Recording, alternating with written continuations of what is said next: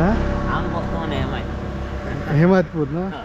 আচ্ছা, এটা হচ্ছে সেই যেগুলো আমরা হেমায়তপুরে বা হাজারিবাগে দেখি যে আমাদের একসময় রপ্তানিকারক শিল্প, যেটা চামড়া শিল্প, এই চামড়াটা এখানে লবণ দিয়ে রাখা হয়েছে।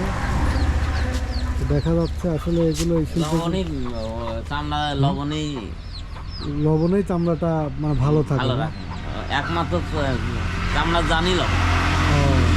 আচ্ছা, এগুলো এখন চামড়া কেনা বেচা হচ্ছে কত করে একটু যদি জানাতেন? মোটামুটি কেনা বেচা ধরেন আমরা 1300, 1400, 1200, মানে কোয়ালিটির উপর নির্ভর করে।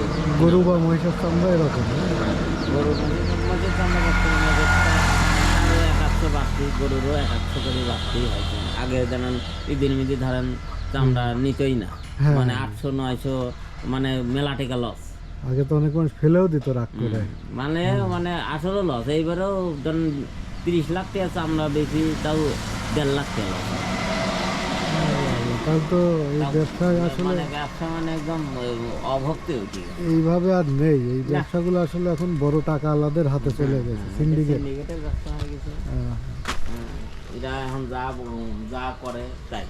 আচ্ছা আচ্ছা, আসলে চামড়া শিল্পের প্রতি আসলে সরকারের নজর দেওয়া উচিত। একটা ধসই, মানে সিন্ডিকেটের জন্য ধস।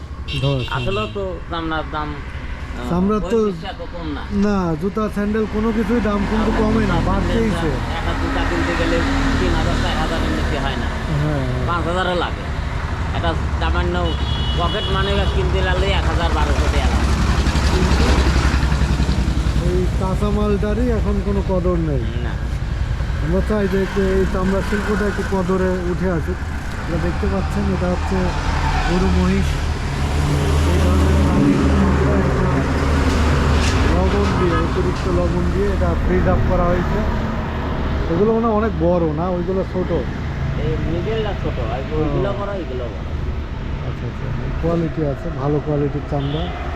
আর একটা প্রসেস করতে লাগে 200-300 টাকা খরচ হয়। Processing ব্যস্ত কত আর কি করবো না, মানে আগলে মানে ধরে রাখা সংসার চালানোর স্টাফ হয়ে যায়। আসলে চামড়া শিল্পের প্রতি সবার নজর দেওয়া উচিত, বিশেষ করে আমাদের এই শিল্প মন্ত্রণালয় বা বাণিজ্য মন্ত্রণালয়, তাদের দেশে বা দেশের বাইরে যে চামড়ার চাহিদা পূরণ করে, আর এটা সিন্ডিকেট ভেঙে আপনার যারা চামড়াটা উৎপন্ন হচ্ছে এবং যারা এখানে প্রাইমারি স্টেজে, যেমন ইনারা কাজ করতেছে, এটা প্রাইমারি স্টেজ, আর লাভ খেয়ে যাচ্ছে মাঝখানে যারা অফিস আদালতে এসিসিআরে বসে আছে তারা। কিন্তু আসলে লাভটা হওয়া উচিত আসলে প্রাইমারি স্টেজ থেকেই। দেখতে পাচ্ছেন চামড়া স্তূপ আকারে রাখা হয়েছে।